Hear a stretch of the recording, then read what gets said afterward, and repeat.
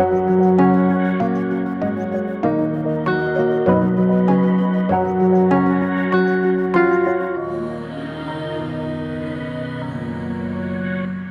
പേര് സിലു. ഞാൻ infant Jesus church കല്ലേറ്റുംകരയിൽ നിന്ന് വരുന്നു.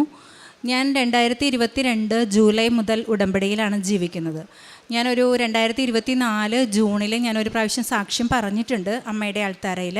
ഇതെനിക്ക് എൻ്റെ 2ാം സാക്ഷിയാണ് ഞാൻ അമ്മയുടെ അൾത്താരയിൽ പറയുന്നത്. ആദ്യമേ തന്നെ അമ്മയുടെ അൾത്താരയിൽ സാക്ഷ്യം പറയാനായിട്ട് ഞാൻ ഒരുപാട് ആഗ്രഹിച്ച് നിയോഗം വെച്ച് പ്രാർത്ഥിച്ചിരുന്നു. എനിക്ക് അത് ഉടമ്പടിയിലെ നിയോഗങ്ങൾക്ക് മാത്രമല്ല, അല്ലാതെ തന്നെ ഒരുപാട് അനുഗ്രഹങ്ങളാൽ അമ്മ എന്നെ വഴി നടത്തുന്നുണ്ട്.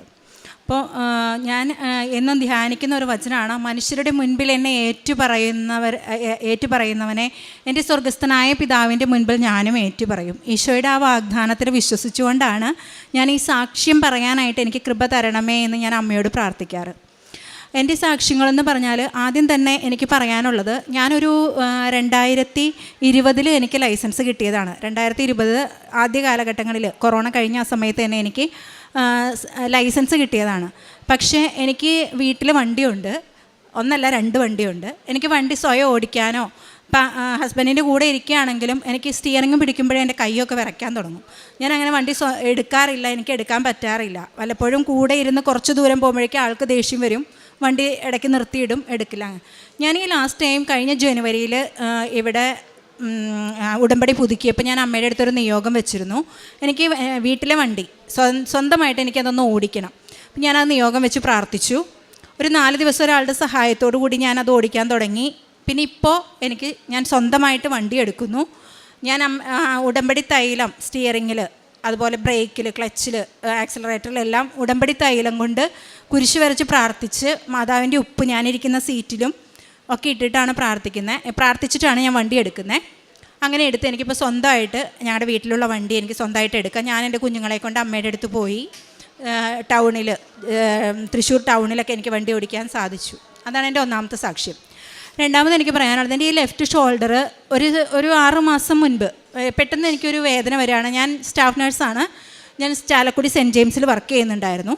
അപ്പോൾ എനിക്ക് പെട്ടെന്ന് ഈ ലെഫ്റ്റ് ഷോൾഡർ നല്ല പെയിൻ, കൈ അനക്കാൻ പറ്റില്ല. പക്ഷേ നമ്മുടെ ജോലികൾ ചെയ്യുമ്പോൾ കണ്ടിന്യൂസ് ആയിട്ടുള്ള പെയിനല്ല, അപ്പോൾ ജോലികൾ ചെയ്തുകൊണ്ടൊക്കെ ഇരിക്കുമ്പോൾ ഒന്നും ഒരു കുഴപ്പമില്ല. പിന്നെ ഇടയ്ക്ക് കിടക്കുമ്പോഴൊക്കെ ആണെങ്കിലും ഉറങ്ങാൻ പറ്റത്തില്ല. കൈ പെട്ടെന്ന് ഒരു സൈഡിലേക്കൊക്കെ ചെരിഞ്ഞ് കഴിഞ്ഞാൽ വേദന വന്നാൽ തല വരെ അങ്ങ് വേദനിക്കും. അപ്പോൾ നമുക്ക് വേറൊരാൾക്കത് മനസ്സിലാവില്ല, നമ്മൾ അനുഭവിക്കുന്ന അവസ്ഥ എന്താണെന്ന് വേറൊരാൾക്ക് മനസ്സിലാവില്ല. ഡോക്ടറെ കൊണ്ടേ കാണിച്ചു, എക്സ്റേ ഒക്കെ എടുത്ത് നോക്കിയിട്ട് ഡോക്ടർ പറഞ്ഞു അത് പെരി ആർത്രൈറ്റിസ് ആണ്, ഒരു 5-6 മാസം മെഡിസിൻ എടുക്കണം, കൂടെ ഫിസിയോതെറാപ്പിയും ചെയ്യണം. അപ്പോൾ ഞാൻ മെഡിസിൻ്റെ വില തന്നെ നല്ല വിലയാണ്. അതിൻ്റെ കൂടെ ഫിസിയോതെറാപ്പിക്ക് ഡെയിലി രാവിലെ വൈകിട്ട് ആദ്യത്തെ ഇനീഷ്യലി അങ്ങനെ BD ആയിട്ട് 2 നേരമായിട്ട് ചെയ്യുക. പിന്നെ നമുക്കത് 1 നേരം ആക്കാം, ഒരു 6 മാസം കഴിയുമ്പോൾ സ്റ്റോപ്പ് ചെയ്യാമെന്നാണ് ഡോക്ടർ പറഞ്ഞത്. അപ്പം ഞാൻ നോക്കിയപ്പോൾ 350 രൂപ വെച്ച് 2 നേരം കൊടുക്കണം, ഇതൊക്കെയുണ്ട്. അപ്പോഴാണ് ഞാൻ ചിന്തിക്കുന്നത്, ഞാൻ എന്നെ അമ്മയ്ക്ക് അടിയറ വെച്ചിരിക്കുന്നതാണ് അമ്മയ്ക്ക്. അപ്പോൾ പിന്നെ ഞാൻ എന്തിനാണ് വെറുതെ ഡോക്ടർ പറയുന്നത്. ഒരു 5-10 ദിവസത്തോളം ഞാൻ മെഡിസിൻ എടുത്തു, പക്ഷേ ഫിസിയോതെറാപ്പി ഒരു ദിവസം പോലും ചെയ്തില്ല. ഈ കയ്യിൽ അമ്മയുടെ തൈലം പുരട്ടി ഞാൻ നല്ലോണം കുരിശ് വരച്ച് പ്രാർത്ഥിച്ചു. ഞാൻ കുളിക്കുന്ന വെള്ളത്തിൽ അമ്മയുടെ ഉപ്പിട്ടിട്ട് ഞാൻ ആ വെള്ളം കൊണ്ട് ചൂട് പിടിച്ച് ആണ് ഞാൻ കുളിച്ചുകൊണ്ടിരുന്നത്. അപ്പം ആ വേദന തുടങ്ങിയ സമയത്ത് എനിക്ക് നമ്മുടെ കുർബാനയ്ക്കിടയ്ക്ക് സ്വർഗസ്ഥനായ പിതാവ് ചൊല്ലാൻ പോലും എനിക്ക് കൈ ഉയർത്തിപ്പിടിക്കാൻ പറ്റില്ലായിരുന്നു. കാരണം ഇങ്ങനെ നമ്മൾ ഓർക്കാതെ നമുക്ക് വിശുദ്ധ കുർബാനയിൽ നമ്മൾ പെട്ടെന്ന് കൈ ഉയർത്തും. പക്ഷേ ഇത്ര വരെ വരുമ്പോഴത്തേക്ക് എൻ്റെ കൈ ഇവിടെ നിന്ന് തുടങ്ങി ഇങ്ങനെ വേദന വന്നിട്ട് ഞാൻ തന്നെ കൈ പുറകോട്ട് വലിക്കും. പിന്നെ ഞാനിങ്ങനെ കുഞ്ഞു പിള്ളേരെടുക്കണ പോലെ ഇങ്ങനെ നിന്നിട്ടാണ് സ്വർഗസ്ഥനായ പിതാവ് അവസാനിപ്പിക്കുക. അപ്പോൾ എനിക്ക് എൻ്റെ ജപമാല തീരുന്നവരെ എനിക്ക് കൈ ഉയർത്തിപ്പിടിച്ച് പ്രാർത്ഥിക്കാം. ഞാൻ നമ്മുടെ മാതാവിൻ്റെ പ്രാർത്ഥനകൾക്ക് രാവിലെയും വൈകിട്ടും ഞാൻ കൈ ഉയർത്തിപ്പിടിച്ച് പ്രാർത്ഥിക്കുന്നു. ഇപ്പോൾ എനിക്ക് കുർബാനയ്ക്ക് ഇടയ്ക്ക് ഞാൻ കൈ ഉയർത്തിപ്പിടിച്ചു, എനിക്ക് വേദനയില്ല. ഞാൻ പിന്നെ ഫിസിയോതെറാപ്പി ചെയ്തിട്ടില്ല. ഇത് ഞാൻ അമ്മയുടെ അനുഗ്രഹം തന്നെയായിട്ടാണ്, ഈശോയിൽ നിന്ന് അമ്മ എനിക്ക് വാങ്ങി തന്ന അനുഗ്രഹമായിട്ട് തന്നെയാണ് ഞാൻ വിശ്വസിക്കുന്നത്. പിന്നെ ഞാൻ ഒരു OET ട്രെയിനറായിരുന്നു. ഞാൻ സൗദിയിൽ വർക്ക് ചെയ്ത് തിരിച്ചു വന്നിട്ട് ഞാൻ OET ട്രെയിനറായിട്ട് ജോലി ചെയ്യുമായിരുന്നു. OET ട്രെയിനറായിരുന്നിട്ട് കൂടി ഞാൻ സ്പീക്കിങ്ങും റൈറ്റിങ്ങും ഞാൻ പഠിപ്പിക്കുന്ന കുട്ടികൾ എത്രയോ പേര് Ireland, UK, New Zealand, Australia work ചെയ്യുന്നുണ്ട്. സ്റ്റിൽ ഞാൻ OET എഴുതിയിട്ട് എനിക്ക് ലിസണിങ് കിട്ടിയിട്ടില്ല. ഞാൻ എപ്പോൾ എഴുതിയാലും ബാക്കി 3 മോഡ്യൂളും എനിക്ക് A ഉണ്ടായിരിക്കും. ലിസണിങ് 290, അതായത് C+ പോലും കിടക്കില്ല, അങ്ങനെയായിരുന്നു. അപ്പോൾ എനിക്ക് ഒരു രാജ്യത്തും പോകാൻ പറ്റില്ല. ഞാനിങ്ങനെ ട്രെയിനറായി ഫ്രണ്ട്സ് എല്ലാം ഈ പഠിപ്പിച്ച സ്റ്റുഡൻസും മറ്റുള്ളവരൊക്കെ എല്ലായിടത്തും പോകാൻ തുടങ്ങിയപ്പോഴാണ് എൻ്റെ മനസ്സിലൊരാഗ്രഹം തോന്നി തുടങ്ങിയത്. കുട്ടികൾ എന്നോട് ഇങ്ങനെ ചോദിക്കാൻ തുടങ്ങിയത്, മമ്മിക്ക് എന്താ, എൻ്റെ മക്കൾ എന്നോട് ചോദിക്കാൻ തുടങ്ങിയത് മമ്മിക്ക് എന്താ പോയാലെന്ന്. അങ്ങനെയാണ് എഴുതുന്നത്. 6 പ്രാവശ്യം എഴുതി, 6 പ്രാവശ്യം ലിസണിങ് 290. അതിലങ്ങോട്ടും പോകില്ല ഇങ്ങോട്ടും വരില്ല, എപ്പോഴും 290. അത് കഴിഞ്ഞ് കഴിഞ്ഞപ്പോൾ അപ്പോൾ എന്നും എക്സാമിന് പോകുന്നതിന് മുമ്പ് ഞാൻ ഇതുപോലെ സ്റ്റുഡൻസ് വന്ന് പ്രാർത്ഥിക്കുന്ന പോലെ അച്ഛൻ്റെ അടുത്ത് വരും. അച്ഛൻ ബ്ലെസ് ചെയ്തിട്ട് തന്നെയാണ് ഞാൻ പോകുന്നത്. പക്ഷേ ഞാൻ അച്ഛനോട് അതിനെപ്പറ്റി ചോദിക്കുകയോ അങ്ങനെയൊന്നും ചെയ്തിട്ടുണ്ടായിരുന്നില്ല. ഈ 6 പ്രാവശ്യം കഴിഞ്ഞ് കഴിഞ്ഞപ്പോൾ ഇവിടെ നമ്മുടെ ഒരു ബ്രദർ എന്നോട് പറഞ്ഞു, നീ അച്ഛനെ കണ്ടിട്ട് ഒരു മെസ്സേജ് എടുക്കുമെന്ന് പറഞ്ഞു. അങ്ങനെ ഞാൻ അച്ഛനെ കണ്ടു. അതിനുവേണ്ടി എനിക്ക് ഒരു മെസ്സേജ് എടുക്കാൻ വേണ്ടി എനിക്ക് ടോക്കൺ കിട്ടി. ഞാൻ അച്ഛനെ കണ്ടപ്പോൾ അച്ഛൻ എന്നോട് പറഞ്ഞു, നീ പോകും, നീ യൂറോപ്പിൽ പോകും, നിനക്ക് പരീക്ഷ കിട്ടുമോ ഇല്ലയെന്നൊന്നും എനിക്കറിയില്ല, നീ യൂറോപ്പിൽ പോകും, അത് പറഞ്ഞു. അപ്പം നീ പരീക്ഷയെ കുറിച്ച് ടെൻഷൻ ആകണ്ടെന്നും പറഞ്ഞു. പിന്നെ ഞാൻ എക്സാം എഴുതിയിട്ടില്ല. ഞാൻ OET പിന്നെ എഴുതുന്നതിനെ പറ്റി ചിന്തിച്ചില്ല. എന്തായാലും ഞാൻ യൂറോപ്പിൽ പോകും, അത് മാതാവ് തീരുമാനിച്ചതാണ്. അപ്പോൾ മാതാവിൻ്റെ ഇഷ്ടത്തിന് ഞാൻ വിട്ടുകൊടുത്തു. ഞാൻ പിന്നെ ഒരു എക്സാം എഴുതുന്നതിനെ പറ്റി പിന്നെ അത് കഴിഞ്ഞ് ഞാൻ ചിന്തിച്ചില്ല. അങ്ങനെ ഇരിക്കുമ്പോൾ കഴിഞ്ഞ നമ്മുടെ ജപമാലയുടെ റാലി നടക്കുന്ന ദിവസം എനിക്ക് ദൈവകൃപയാൽ ഞങ്ങൾക്കൊരു ഗ്രൂപ്പ് ഞങ്ങളുടെ ഇടവകയിൽ തുടങ്ങാൻ ഞങ്ങൾക്ക് സാധിച്ചിരുന്നു. ജപമാലയ്ക്ക് മുൻപായിട്ട് ഞങ്ങൾ കല്ലേറ്റുങ്കര കൃപാസനം ഗ്രൂപ്പ് എന്ന് പറഞ്ഞിട്ട് ഞങ്ങളൊരു ഗ്രൂപ്പ് ആരംഭിച്ചിരുന്നു. ആ ഗ്രൂപ്പിൽ മാക്സിമം എത്രയും പേരെ കൊണ്ടുവരാൻ പറ്റും അത്രയും പേരെ, ഞങ്ങൾക്ക് 2 വണ്ടി ആൾക്കാരെ, ഞാനും വേറൊരു ചേച്ചിയും കൂടി ലീഡർഷിപ്പ് എടുത്തു. പിന്നെ നമ്മുടെ ഇവിടെ വന്ന് പ്രാർത്ഥിക്കുന്ന കുറച്ച് ചേച്ചിമാരും ചേട്ടന്മാരൊക്കെ ഉണ്ടായിരുന്നു. എല്ലാവരും കൂടി ഒരുമിച്ച് ഞങ്ങൾ ഒരു 2 വണ്ടി ആൾക്കാർ ഞങ്ങൾക്ക് അന്ന് നമ്മുടെ ജപമാല റാലിക്ക് കൊണ്ടുവരാൻ സാധിച്ചിരുന്നു. അപ്പോൾ അവരൊക്കെ ആയിട്ട് ഇവിടെ നിൽക്കുന്ന സമയത്ത് എനിക്കൊരു കോൾ വന്നു. ഞാൻ ഇതിന് മുൻപ്, അതായത് ബാക്കി 3 A ഗ്രേഡുള്ള സ്കോർ വെച്ചിട്ട് ചുമ്മാതെ ഒരു ഏജൻസിയിൽ ഇങ്ങനെ സംസാരിച്ച് വെച്ചിട്ടുണ്ടായിരുന്നു. അപ്പോൾ അവരുടെ ഒരു കോൾ വരാണ്, ഇങ്ങനെ അയർലൻഡിലൊരു ഓപ്പർച്യൂണിറ്റി ഉണ്ട്, പക്ഷേ ഹോസ്പിറ്റലിലേക്കല്ല, ഇപ്പോൾ നമ്മുടെ എല്ലാ രാജ്യങ്ങളിലേക്കും ക്ലോസ് ആയി കിടക്കുകയാണ്. അപ്പോൾ ഒരു കെയർ ഹോമിലേക്ക് ഒരു ഓപ്പർച്യൂണിറ്റി ഉണ്ട്. അവർക്ക് ഇച്ചിരി എക്സ്പീരിയൻസ് ഉള്ള, എനിക്കപ്പോൾ ഒരു 25 years എക്സ്പീരിയൻസ് ഉണ്ട് നേഴ്സിംഗ് ഫീൽഡ്. അപ്പോൾ അവർക്കൊരു എക്സ്പീരിയൻസ് ഉള്ള ഒരാളെ ആവശ്യമുണ്ട്. സോ നിനക്ക് പോകാൻ താല്പര്യം ഉണ്ടെങ്കിൽ നമുക്ക് ഫോർവേഡ് ചെയ്യാം. അപ്പോൾ ഇവിടെ നിന്ന് എനിക്ക് ആ കോൾ വന്നതുകൊണ്ട് തീർച്ചയായിട്ടും ഞാൻ വിശ്വസിച്ചത് അമ്മയുടെ നിയോഗമാണ്. ഞാൻ പറഞ്ഞു, ഞാനിപ്പോൾ എനിക്കൊരു അഭിപ്രായം പറയാൻ പറ്റില്ല, ഞാനൊന്ന് വീട്ടിൽ സംസാരിച്ചിട്ട് പറയാം. അങ്ങനെ പറഞ്ഞ് കോൾ വെച്ചിട്ട് ഞാൻ ജപമാല റാലി കഴിഞ്ഞ് വീട്ടിൽ ചെന്നു, ഹസ്ബൻഡായിട്ട് ഡിസ്കസ് ചെയ്തു. കാര്യങ്ങളൊക്കെ കഴിഞ്ഞ് കഴിഞ്ഞപ്പോൾ ഞങ്ങളതിന് ബൈബിൾ എടുത്ത് വെച്ച് പ്രാർത്ഥിച്ചിട്ട് ഞങ്ങൾ വചനം എടുത്തപ്പോൾ എനിക്ക് കിട്ടിയത്, അന്ന് എനിക്ക് പക്ഷേ ആ വചനഭാഗത്തിൽ അച്ഛൻ പറയുന്ന പോലെ ശുഭം, അതെനിക്ക് ഈ ലാസ്റ്റ് 2 ആഴ്ചകളിലാണ് അച്ഛൻ്റെ ഡെയിലി ബ്രെഡിലും ധ്യാനത്തിലൊക്കെയാണ് അതിനെക്കുറിച്ചുള്ള ആ ഒരു പൂർണ്ണത എനിക്ക് മനസ്സിലായത്. അന്ന് ഞാൻ ആ ശുഭം എന്നുള്ള വാക്കിനെ എനിക്ക് മനസ്സിലായിട്ടുണ്ടായിരുന്നില്ല. എന്നിരുന്നാലും എനിക്ക് കിട്ടിയ വചനം തോബിത്തിൻ്റെ പുസ്തകം 5ാം അധ്യായമാണ് എനിക്ക് കിട്ടിയത്. അതിൽ തോബിയാസിനെ വിടുന്നുണ്ട് റാഗുവേലിൻ്റെ അടുത്തേക്ക്. അപ്പോൾ തോബിത്ത് അവന് കൂട്ടിൽ ആരെങ്കിലും വേണ്ടി അന്വേഷിക്കുമ്പോൾ റാഫേൽ മാലാഖേനെ അവർക്ക് ദൂതനെ കൂട്ടുകാരനായിട്ട് കിട്ടുന്ന ഒരു ഭാഗമാണ് എനിക്ക് വായിച്ചപ്പോൾ കിട്ടിയത്. അപ്പോൾ ഈ ഏജൻസി അങ്ങനെയായിരിക്കും എന്നാണ് എൻ്റെ മനസ്സിലപ്പോൾ എനിക്ക് തോന്നിയൊരാശയം. എന്നിട്ട് പറഞ്ഞു ഓക്കെ, അപ്പോൾ അങ്ങനെ വന്നു. പക്ഷേ അവർ നമ്മളോട് ആവശ്യപ്പെട്ടത് 15 ലക്ഷം രൂപ പ്ലസ് നമ്മളുടെ ചിലവ്, എയർ ടിക്കറ്റ് എല്ലാം. അപ്പോൾ ഏറെക്കുറെ ഒരു 20 ലക്ഷത്തിൻ്റെ അടുത്ത്, 18-20 ലക്ഷത്തിൻ്റെ അടുത്ത് രൂപ വരും. ഞങ്ങളുടെ കയ്യിൽ 1 രൂപ പോലും ഞങ്ങളുടെ കയ്യിൽ പൈസ ആയിട്ടില്ല. എന്നിരുന്നാലും ഞങ്ങൾ വിചാരിച്ചു ഇവിടെ നിന്ന്, പിന്നെ അത് കഴിഞ്ഞ് എനിക്ക് ഇൻ്റർവ്യൂവിൻ്റെ കോൾ വരുന്നത് നെക്സ്റ്റ് ടൈം ഞാൻ ഇവിടെ വന്ന് നിൽക്കുമ്പോൾ. അപ്പം അങ്ങനെയൊക്കെ വന്നപ്പോൾ ഞാനും ഫാമിലി ഞങ്ങൾ തീരുമാനിച്ചു ഇത് മാതാവിൻ്റെ നിയോഗമാണ്, അപ്പോൾ നമുക്ക് ഇതിന് ഫോർവേഡ് ചെയ്യാമെന്ന് വെച്ച് ഞങ്ങൾ ഫോർവേഡ് ചെയ്തു. ഇൻ്റർവ്യൂ കഴിഞ്ഞു. നമ്മുടെ കോൺട്രാക്റ്റ് വന്നപ്പോഴത്തേക്കും ഒരു രജിസ്ട്രേഷൻ 25,000 കൊടുത്തത് കൂടാതെ ഒരു 4 ലക്ഷം രൂപ നമ്മൾ ഏജൻസിക്ക് കൊടുത്തു. അവർ നമ്മളോട് 3ഉം 5ഉം ആണ്, അങ്ങനെ 8 ലക്ഷമാണ് ആവശ്യപ്പെട്ടത്. നമ്മൾ 1.5-ഉം 2.5 ആയിട്ട് ഒരു 4 ലക്ഷം രൂപ അവർക്ക് കൊടുത്തു.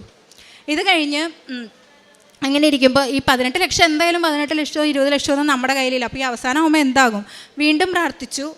അപ്പോൾ എനിക്ക് കിട്ടിയത്, അവൾ പ്രാർത്ഥിക്കുന്നത് തോബിത്തിൻ്റെ പുസ്തകം തന്നെ, അവളുടെ ആ നാണക്കേട്, മറ്റുള്ളവർ 7 ഭർത്താക്കന്മാർ മരിച്ചു പോയതുകൊണ്ട് പിന്നെ ഒരു കല്യാണം നടക്കുമ്പോൾ മാതാപിതാക്കൾക്കുള്ള ആ ഒരു നാണക്കേട് മാറ്റി കൊടുക്കാനായിട്ട് ഇടയാക്കണേന്ന് പ്രാർത്ഥിക്കുന്നത്. അപ്പം ഞാനും അത് തന്നെ പ്രാർത്ഥിച്ചു. ഞാനൊരു OET ട്രെയിനറാണ്. എന്നിട്ട് ഞാൻ ആഗ്രഹിച്ചിട്ട് എനിക്ക് ഇതുവരെ പോകാൻ പറ്റിയിട്ടില്ല. അപ്പോൾ അമ്മയുടെ ആഗ്രഹത്തിൽ ഈശോയിൽ നിന്ന് കിട്ടിയൊരു നിയോഗമാണ് ഇതെങ്കിൽ എനിക്കൊരു റാഫേൽ മാലാഖേനെ കാണിച്ചു തന്നിട്ട് എനിക്കിതിനൊരു വഴി കാണിച്ചു തരണമെന്ന് ഞാൻ പ്രാർത്ഥിച്ചു. അത് വെച്ചിട്ട് ഞാൻ പ്രാർത്ഥിച്ചു കഴിഞ്ഞപ്പോൾ എനിക്ക് അവിടെ നിന്ന് നേരിട്ട് കോൾ വരാണ്. എന്നെ ഇൻ്റർവ്യൂ എടുത്ത കെയർ ഹോം മാനേജർ, ഒരാളെ അവർ വിളിച്ചിട്ടില്ല, പക്ഷേ ആൾ എന്നെ നേരിട്ട് വിളിക്കുകയാണ്. നേരിട്ട് എനിക്ക് കോൾ അവിടെ നിന്ന് അയർലൻഡിൽ നിന്ന് ഡയറക്റ്റ് കോൾ വരാണ്.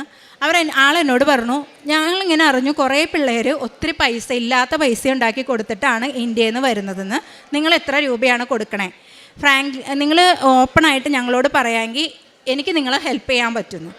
ഞാൻ ആദ്യമൊക്കെ അവരോട് പറഞ്ഞു, ഞങ്ങൾ എഗ്രിമെൻ്റ് അവരോട് സൈൻ ചെയ്തതാണ്, ഞങ്ങൾക്ക് ഇത് ആരോടും ഡിസ്ക്ലോസ് ചെയ്യാൻ പറ്റില്ല, അത് അവർക്ക് എഗെയിൻസ്റ്റാണ് ഞങ്ങൾ ചെയ്യണേ, ഇതെല്ലാം പറഞ്ഞപ്പോൾ അവർ പറഞ്ഞു കുഴപ്പമില്ല, നിങ്ങൾ കൊടുത്ത പൈസ തിരിച്ചു വയ്ക്കണമെന്നൊന്നും ഞങ്ങൾ പറയില്ല, ഫ്രം ഹിയർ ആഫ്റ്റർ നിങ്ങളുടെ എല്ലാ പേപ്പറും ഞങ്ങൾ ഡയറക്റ്റ് ചെയ്ത് തരാം, അപ്പോൾ നിങ്ങൾക്ക് പൈസ ഇല്ലാതെ ബാക്കി ഇനി കൊടുക്കാനുള്ള പൈസ ഇല്ലാതെ പോകാൻ പറ്റുന്നു. ഞങ്ങൾ പ്രാർത്ഥിച്ചപ്പോൾ അത് വലിയ കുഴപ്പമില്ലാത്ത രീതിയാണെന്ന് ഞങ്ങൾക്ക് മനസ്സിലായി. ഞങ്ങളത് അവരോട് ഓപ്പൺ ആയിട്ട് പറഞ്ഞു, പുതിയൊരു ഇമെയിൽ ID ഓപ്പൺ ചെയ്തു, അവിടുന്ന് തുടങ്ങിയുള്ള എല്ലാ കാര്യങ്ങളും ഞങ്ങൾ ഡയറക്റ്റ് ചെയ്തു. അപ്പോൾ അന്ന് എന്നോട് പറഞ്ഞിരുന്നത് ഒരു 6 മാസത്തിനുള്ളിൽ പോകുന്നതാണ് അച്ഛൻ അന്ന് എന്നോട് പറഞ്ഞിട്ടുണ്ടായിരുന്നത്. ഈ ഏപ്രിൽ 26 6 മാസം ആവണത്. ഏപ്രിൽ 5 എൻ്റെ ഫ്ലൈറ്റാണ് അയർലൻഡിന്. എനിക്ക് ഏജൻസി ഒന്നും ഇല്ലാതെ ബാക്കി കാര്യങ്ങളെല്ലാം ശരിയായി. ഒരു 5 ലക്ഷം രൂപയാണ് എനിക്ക് ആകെ ചിലവായത്. അവർ 18-20 പറഞ്ഞെങ്കിൽ എനിക്ക് ആകെ അവർക്ക് ചിലവായത് നമ്മുടെ വർക്ക് പെർമിറ്റിൻ്റെയും വിസയുടെയും മാത്രം പൈസ, അതെനിക്കൊരു 5 ലക്ഷം രൂപ ചിലവായി. പിന്നെ ഒരു അത്ഭുതം എന്ന് പറയുന്നത്, ഞാൻ ഏജൻറ്റിന് കൊടുത്ത പൈസേനെ പറ്റി ഞാൻ ചോദിക്കാനേ ഇരുന്നില്ല. ഈ ലാസ്റ്റ് എല്ലാം കഴിഞ്ഞ് ടിക്കറ്റും വന്നു കഴിഞ്ഞപ്പോൾ എൻ്റെ ഒരു ഫ്രണ്ട്, അവൾ ഇതുപോലെ ഉടമ്പടി എടുത്ത് പ്രാർത്ഥിക്കുന്ന ഒരു ഫ്രണ്ടാണ്, അവൾ പറഞ്ഞു മാതാവ് ഇടപെട്ട് ഇതെല്ലാം നടത്തി തന്നതാണ്, അപ്പോൾ നീ ഒരു കാര്യം ചെയ്യണം, ആ ഏജൻറ്റിനെ വിളിച്ച് ജസ്റ്റ് നീ ഒന്ന് സംസാരിക്കണം. മാതാവ് അയാളോടും സംസാരിച്ചിട്ടുണ്ടാവും, അപ്പോൾ അയാൾ എന്തെങ്കിലും പൈസ നിനക്ക് ഇപ്പോൾ ഷോപ്പിങ്ങിനുള്ളതെങ്കിലും തരാതിരിക്കില്ല. അപ്പോൾ ഞാൻ കഴിഞ്ഞ പ്രാവശ്യം ഉടമ്പടി പുതുക്കിയപ്പോൾ അമ്മയോട് ഞാൻ പറഞ്ഞു, അമ്മ ഒരു 2 ലക്ഷം 2.5 ലക്ഷമൊക്കെ അവരുടെ കയ്യിൽ ബാക്കി ഉണ്ടാവും, എനിക്ക് വേണ്ടി അവർക്ക് ചിലവായത് കൂടാതെ, അപ്പോൾ അതിൽ നിന്ന് ഒരു 50% എനിക്ക് തരണേ എന്ന് ഞാനൊരു നിയോഗം എഴുതിയിട്ടു. ഞാൻ അയാളെ വിളിച്ചു കഴിഞ്ഞപ്പോൾ അയാൾ പറഞ്ഞു, ഇല്ല സിലു, ഞങ്ങൾക്ക് ആകെ 1.5 ലക്ഷം രൂപയെ ചിലവായിട്ടുള്ളൂ, ബാക്കി 2.5 ലക്ഷം രൂപ ഞാൻ അങ്ങോട്ട് തിരിച്ചു തരാമെന്ന്. എനിക്ക് 1 ലക്ഷം രൂപ തിരിച്ചു തന്നു. കഴിഞ്ഞ ആഴ്ച തന്നെ ഞാനൊരു അത്യാവശ്യം പറഞ്ഞപ്പോൾ എനിക്ക് തിരിച്ചു തന്നു. ഇനി 1.5 ലക്ഷം രൂപ എനിക്ക് ഈ ആഴ്ചയിൽ എനിക്ക് ആൾ അയച്ചു തരും. എൻ്റെ അക്കൗണ്ട് ഡീറ്റെയിൽസ് എല്ലാം വാങ്ങിയിട്ടുണ്ട്, ആളെനിക്ക് അയച്ചു തരും. അങ്ങനെ ഒരുപാട് അനുഗ്രഹങ്ങൾ. അതുപോലെ തന്നെ ഞങ്ങളുടെ വീട്ടിലേക്ക് എപ്പോഴും പാമ്പ് കയറി വരുമായിരുന്നു. ഒരു 5 സെൻറ്റ് സ്ഥലത്തിൽ ഒരു കുഞ്ഞു വീടാണ് ഞങ്ങളുടെ. തൊട്ടപ്പുറത്ത് കുറച്ച് സ്ഥലമുണ്ട്. അപ്പോൾ അവിടെ നിന്ന് എപ്പോഴും ഞങ്ങളുടെ വീട്ടിലേക്ക് പലതരത്തിലുള്ള പാമ്പുകൾ, മൂർക്കം പാമ്പ് വരെ വന്നിട്ടുണ്ട്. ഒരു കുഞ്ഞ് നാടൻപട്ടി ഉള്ളതുകൊണ്ട് അതിങ്ങനെ കുരയ്ക്കും ജന്തുക്കൾ കയറി വരുമ്പോൾ. അപ്പോൾ ഭയങ്കരമായിട്ട് കുരയ്ക്കും. നമ്മൾ ചെന്ന് നോക്കുമ്പോൾ പാമ്പ് ഇങ്ങനെ നിൽക്കുകയായിരിക്കും. അപ്പച്ചനുണ്ട്, അപ്പച്ചൻ തല്ലിക്കൊല്ലും. മൂർക്കം പാമ്പൊക്കെ വന്നിരുന്നു. അപ്പോൾ ഞാൻ ഇവിടെ വന്ന് ഉടമ്പടി എടുത്ത് പോയിട്ട് ഞാൻ ഇവിടുന്ന് അമ്മയുടെ അവിടുത്തെ കുറച്ച് മണ്ണ് കൊണ്ടുപോയായിരുന്നു. ആ മണ്ണിൽ നമ്മുടെ മാതാവിൻ്റെ ഉപ്പും കൂടെ മിക്സ് ചെയ്തിട്ട് മതിലിന് ചുറ്റും, ഗേറ്റിലും മതിലിന് ചുറ്റും എല്ലാം വീടിന് ചുറ്റും അതിട്ടു. തൈലം കൊണ്ട് ഗേറ്റിലും വാതിലിലെല്ലാം കുരിശ് വരച്ച് പ്രാർത്ഥിച്ചു. ഇപ്പോൾ 1 വർഷത്തോളമായി ഞങ്ങൾ വീട്ടിൽ പാമ്പിനെ കാണാറില്ല. അങ്ങനെ ജന്തുക്കളുടെ ശല്യം ഞങ്ങളുടെ വീട്ടിലുണ്ടായിട്ടില്ല.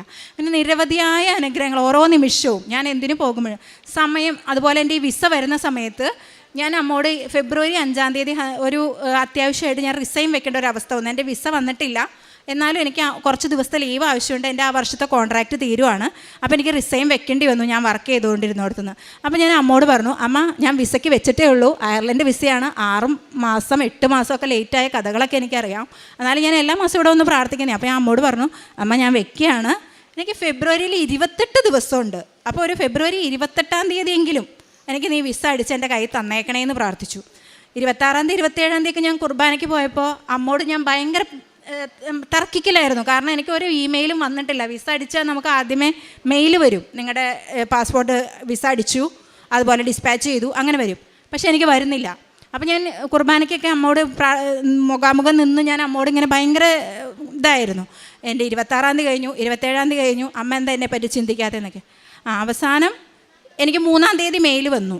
3 മെയിൽ വന്നപ്പോൾ ഓക്കെ, ഞാൻ വിചാരിച്ചു എൻ്റെ ലൈഫിൽ 3 എന്നുള്ള ഡേറ്റിന് ഭയങ്കര സന്തോഷമുള്ള ദിവസമാണ്, അപ്പോൾ അതുകൊണ്ടായിരിക്കും അമ്മ എന്നെ 3 വരെ നീട്ടിയത്. 4 ഞങ്ങൾ ബ്ലൂ ഡാർട്ടിൽ പോയി വിസ വാങ്ങി. ഞാൻ കൈ കിട്ടിയ വഴി ഞാൻ പാസ്പോർട്ട് തുറന്നു നോക്കി, ഞാൻ അവിടെ നിന്ന് കരഞ്ഞു. കാരണം എൻ്റെ വിസ അടിച്ചിരിക്കുന്നത് ഫെബ്രുവരി 28. എനിക്ക് ഒരു തരത്തിൽ എനിക്കത് ഉൾക്കൊള്ളാൻ പറ്റുന്നില്ലായിരുന്നു. കാരണം ഞാൻ അമ്മോട് 28 വരെ ഞാൻ പറഞ്ഞു, അമ്മ ഫെബ്രുവരിയിൽ 28 ദിവസമുള്ളൂ എന്ന് ഞാൻ പല പ്രാവശ്യം അമ്മോട് പറഞ്ഞതാണ്, എന്നിട്ടും എനിക്ക് 28 നീ തന്നില്ല, എനിക്ക് മെയിൽ വന്നില്ല എന്ന്. പക്ഷേ എൻ്റെ അമ്മ എനിക്ക് വേണ്ടി 28 വിസ അടിച്ചിട്ടുണ്ടായിരുന്നു. അത് പക്ഷേ ഞാൻ അറിഞ്ഞത് 3 ആയിരുന്നു എന്ന് മാത്രമേ ഉള്ളൂ. അങ്ങനെ ഒരുപാട് കാര്യങ്ങൾ 10 മിനിറ്റിന് വേണ്ടി ഞാൻ പ്രാർത്ഥിച്ചാൽ എനിക്കത് സാധിച്ചു തരും. അങ്ങനെ ഓരോ അവസ്ഥകൾ എനിക്ക് ഒരുപാട് പ്രാവശ്യം എനിക്ക് എൻ്റെ അമ്മ കൂടെ ഇല്ലെന്ന് തോന്നിപ്പോകുന്ന നിമിഷങ്ങളിലൊക്കെ എനിക്ക് മുല്ലപ്പൂവിൻ്റെ മണം ഞാൻ അനുഭവിച്ചറിയും. അതുപോലെ ഇന്ന് ഞാനിപ്പം ഉടമ്പടി പുതുക്കിയപ്പോൾ ഞാൻ പ്രാർത്ഥിച്ചു, അമ്മ ഞാൻ അയർലൻഡിന് പോവാം. എനിക്കൊന്നും അറിയില്ല, ഡ്രൈവിങ് പോലും ഞാൻ ഇപ്പോഴാണ് പഠിച്ചത്. അപ്പോൾ തന്നെ പോകുന്നേ, കുടുംബമില്ല, അവർ ഈ 1 കൊല്ലമൊക്കെ കഴിഞ്ഞിട്ട് അവരെ കൊണ്ടുവരാൻ പറ്റത്തുള്ളൂ. അമ്മ ഉണ്ട് എൻ്റെ കൂടെ എന്നുള്ളതിന് എനിക്കൊരു ഉറപ്പ് തരണം. ഞാൻ ഉടമ്പടി എടുത്ത് അവിടുന്ന് പ്രദക്ഷിണം വരുമ്പോൾ നമ്മൾ ആ ടോക്കൺ എടുത്തപ്പോൾ എനിക്ക് കിട്ടിയത് മാതാവിനെയാണ്. മാതാവ് എൻ്റെ കൂടെ തന്നെ ഉണ്ടെന്ന് മാതാവ് തെളിയിച്ചു തന്നു. അങ്ങനെ ചെറുതും വലുതുമായിട്ടുള്ള ഒരുപാട് അനുഗ്രഹങ്ങളിൽ കൂടി, ഒരുപാട് കൃപകളിൽ കൂടി മാതാവ് എന്നെ നയിച്ചുകൊണ്ടിരിക്കുക. പിന്നെ എൻ്റെ പ്രേക്ഷിത പ്രവർത്തനങ്ങളെന്ന് പറഞ്ഞാൽ ഞാൻ എല്ലാ മാസവും വരും, 2-3 എന്നെക്കൊണ്ട് സാധിക്കുന്ന രീതിയിൽ ഞാൻ പത്രം വാങ്ങിക്കും. ഞങ്ങളുടെ ഇടവകപ്പള്ളിയിൽ കൊടുക്കും. അതുപോലെ ഞങ്ങളുടെ അവിടുത്തെ ഓട്ടോ സ്റ്റാൻഡ്, ഞങ്ങളുടെ അവിടുത്തെ ഷോപ്പുകൾ, ഞാൻ ബസ്സിൽ പോകുമ്പോൾ എൻ്റെ അടുത്തിരിക്കുന്നവരോട് ഞാൻ മാതാവിനെ പറ്റി പറഞ്ഞ് അവർക്ക് പത്രം കൊടുക്കും.